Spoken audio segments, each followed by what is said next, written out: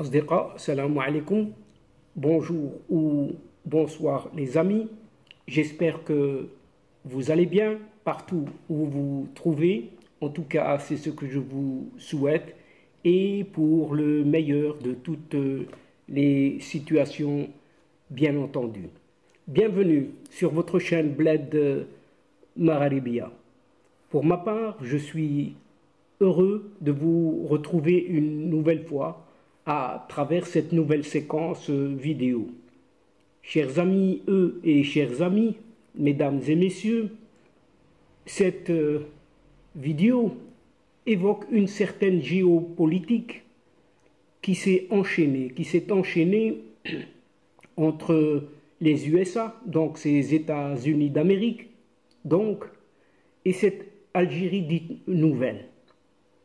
À travers la présente séquence, eh bien, il vous est proposé une certaine analyse, oui, une certaine analyse face justement à cette interrogation relative à cette même Algérie dirigée par des militaires. Et cette Algérie-là, est-elle en train de décrocher, mais vraiment de décrocher de son allié historique russe? Et la question est posée, oui, la question est posée ici ces derniers temps. Et pendant que cette vieille junte militaire algérienne demeure toujours à la tête du pouvoir, eh bien cette junte militaire algérienne subit une certaine pression, si ce n'est une certaine dépression, puisqu'elle continue de poursuivre, oui, de poursuivre ces anciennes gloires, oui, qui étaient au pouvoir, ces anciennes gloires qui étaient au pouvoir, eh bien elle les poursuit vers des procès retentissants, à n'en pas finir, et qui vont, chers amis, jusqu'à cette case dite prison. Oui, jusqu'à cette case dite prison, et nous verrons tout cela dans cette vidéo. En effet, à Washington cette fois-ci, aux États-Unis, eh bien Washington aurait demandé à Alger de réduire purement et simplement, si on peut l'exprimer ainsi, ses achats d'armes russes. Oui, vous entendez bien, afin d'éviter, oui, écoutez bien, afin d'éviter de financer indirectement cette guerre en Ukraine. En tout cas, c'est ce qu'affirme El Confidencial. Et selon son titre, l'Algérie prendrait peu à peu des distances. Oui, elle prendrait, il paraît, des distances avec Moscou. Pourtant, son premier fournisseur d'armement, comme tout le monde le sait. Cette Algérie, a commencé à prendre ses distances avec la Russie, un allié politique de longue date, et son principal fournisseur d'armes. Le ministère de la Défense algérien, eh bien, il a annulé l'exercice militaire conjoint et symbolique qui devait avoir lieu fin novembre dernier à Hammaguir, dans la province de Béchar, oui, Béchar, juste à une cinquantaine de kilomètres de la frontière avec le Maroc.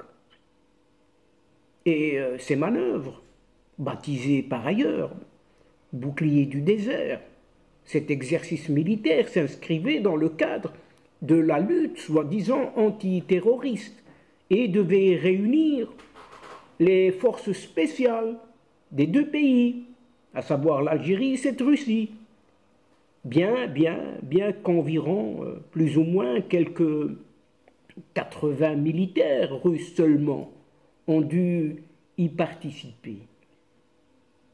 Il avait été annoncé le 5 avril dernier par le commandement de la région militaire sud de la Fédération de Russie, à l'issue d'une première réunion de planification entre des officiers des deux pays à Vladikavkaz, en Ossétie du Nord. Et bien évidemment, comme dans tous ces cas-là, en cette Algérie des capots, eh bien, aucune explication n'est fournie. comme d'habitude. Oui, comme d'habitude, silence radio. Et lorsque les médias, quelques médias algériens et étrangers ont propagé la nouvelle de cette annulation, eh bien, le ministère de la Défense algérien se voit presque obligé que de ne pas le confirmer, ni non plus de le démentir. Donc, silence radio, motus et bouche cousue, on ne dit rien. Et ce n'est que le 28 novembre dernier qu'il a fait savoir dans un communiqué, pas directement au ministère, non, ce communiqué diffusé par cette télévision, la télévision publique, à sa botte, bien évidemment. Cette télévision EPTV, l'ancienne, l'ex-ENTV.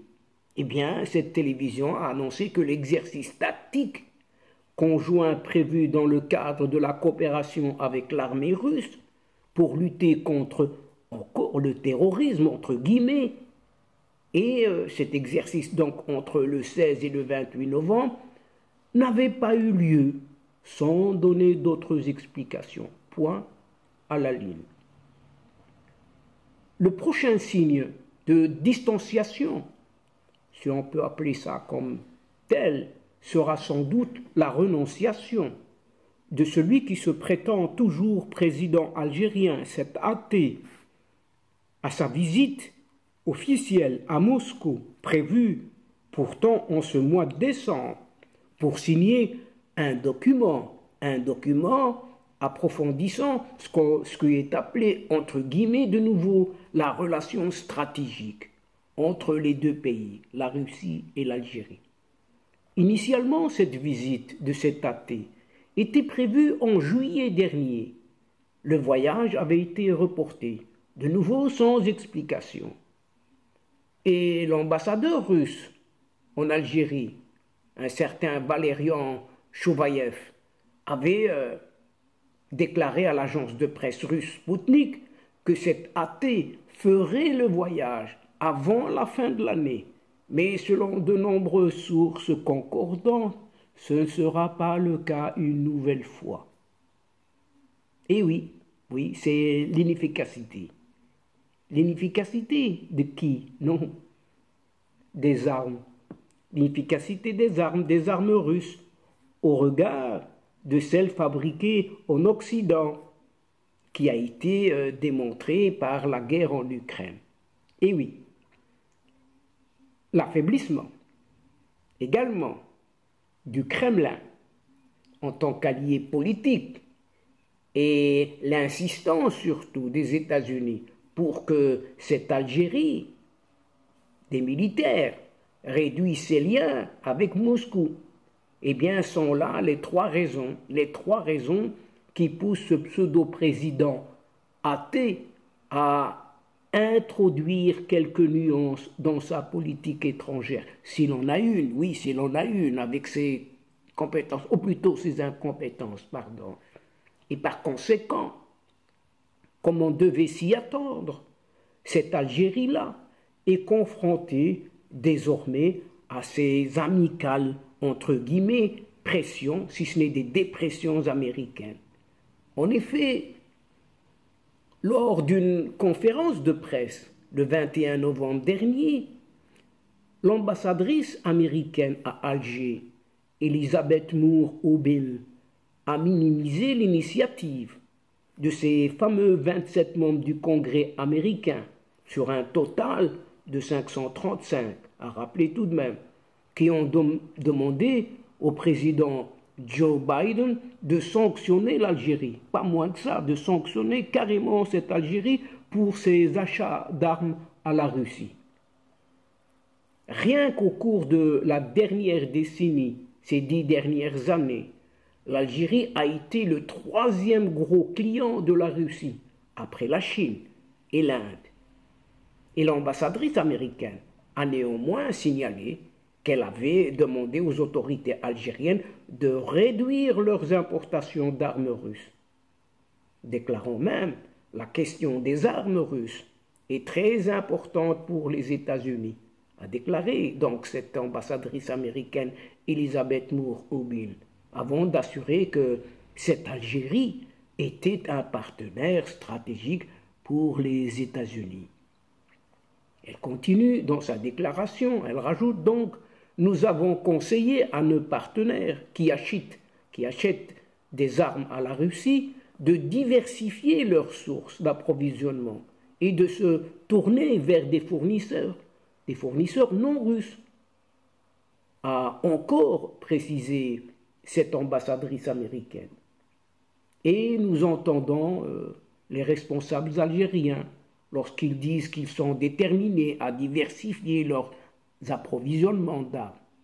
Mais ce discours amical, de cette ambassadrice s'explique seulement en partie par le fait que l'armée française s'étant maintenant retirée du Mali, les États-Unis veulent pouvoir compter, peut-être, et encore c'est dans le discours, compter sur cette Algérie dans la lutte contre les groupes djihadistes qui déstabilisent le Sahel.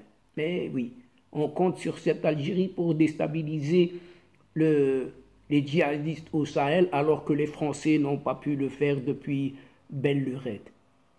Et si cette Algérie a augmenté, écoutez bien, de quelque 130% le budget alloué à la défense pour 2023, eh bien ce budget atteindra tout de même quelques 23 milliards d'euros. Oui, vous entendez bien, 23 milliards d'euros, soit 15% du PIB.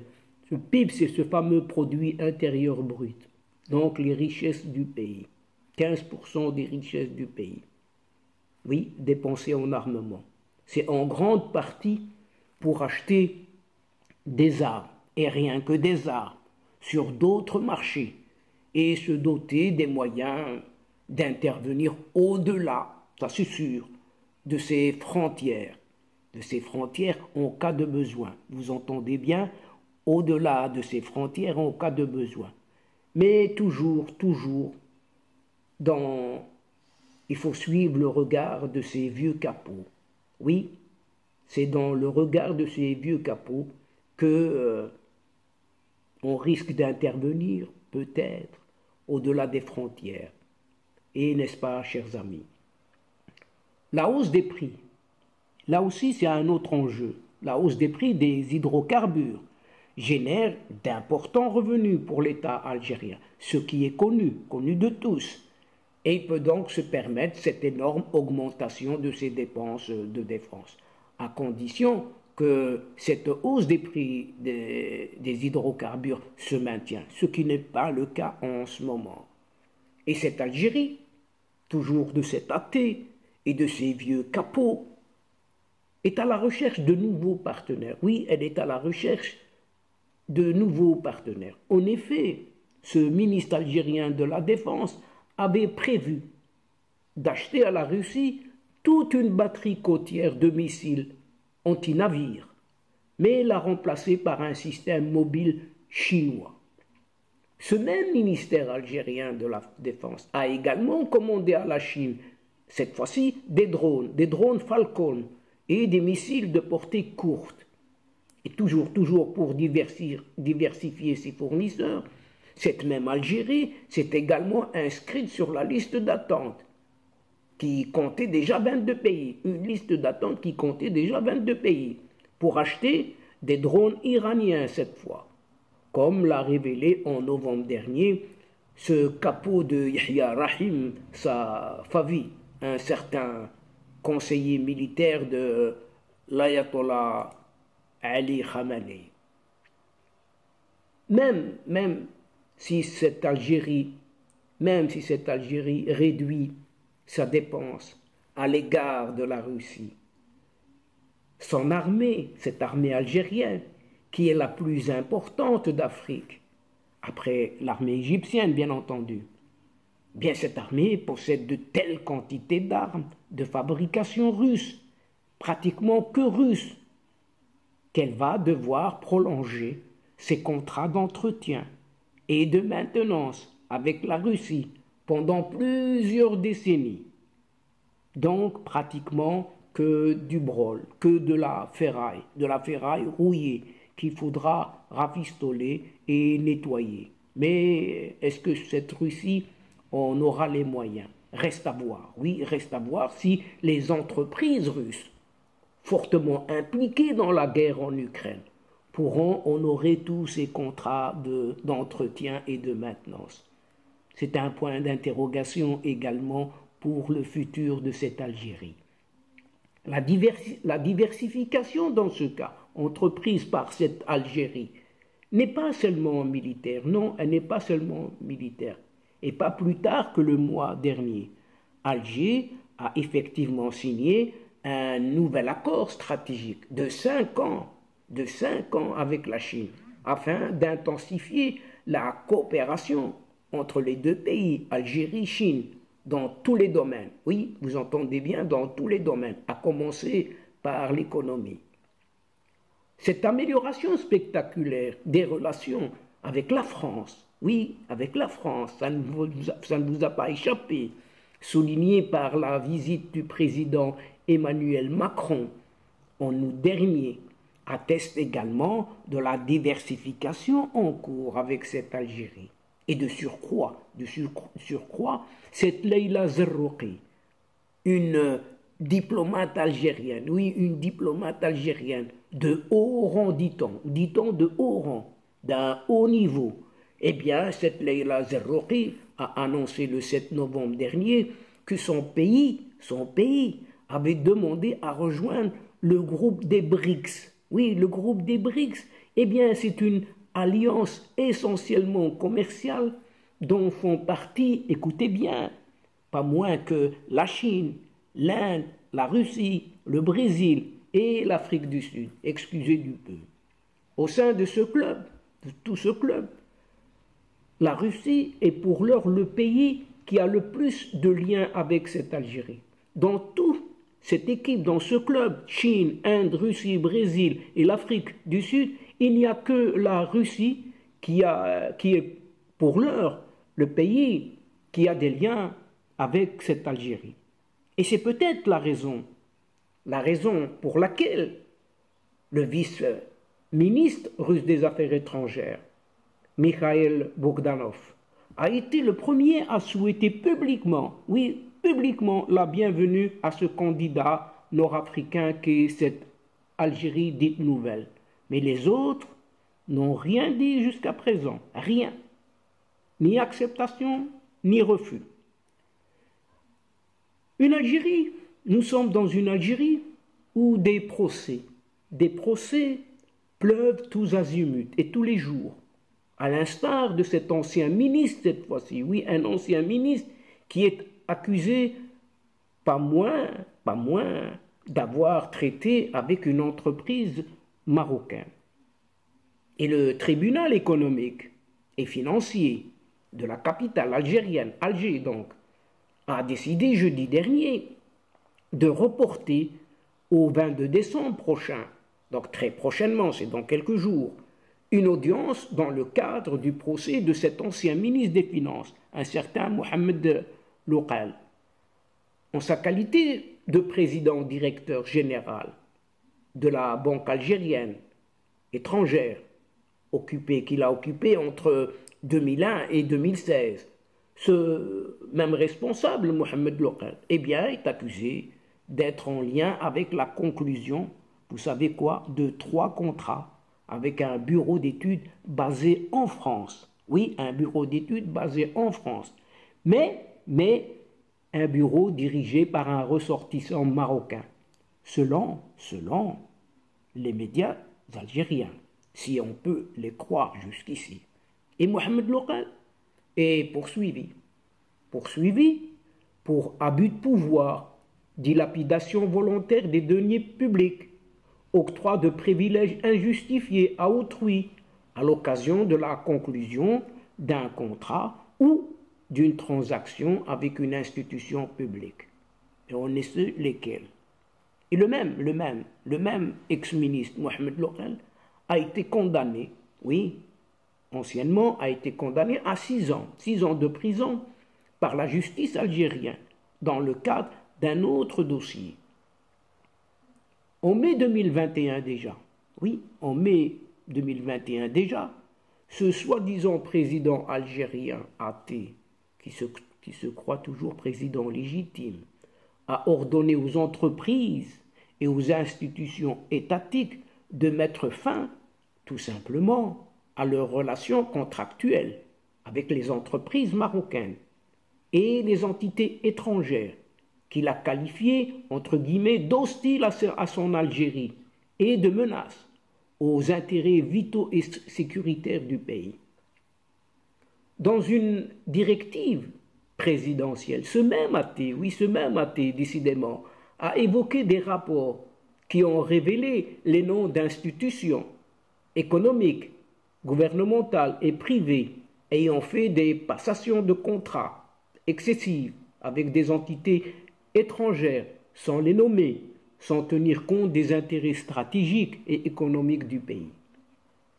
Et celui qui se considère toujours comme un légitime chef d'État a fait référence notamment aux deux compagnies d'assurance publiques, la Compagnie nationale des assurances et la Compagnie algérienne d'assurance et de réassurance, qui ont scellé des contacts avec des institutions. Vous savez lesquelles? Eh bien, vous avez trouvé tout de suite des institutions marocaines, tout simplement.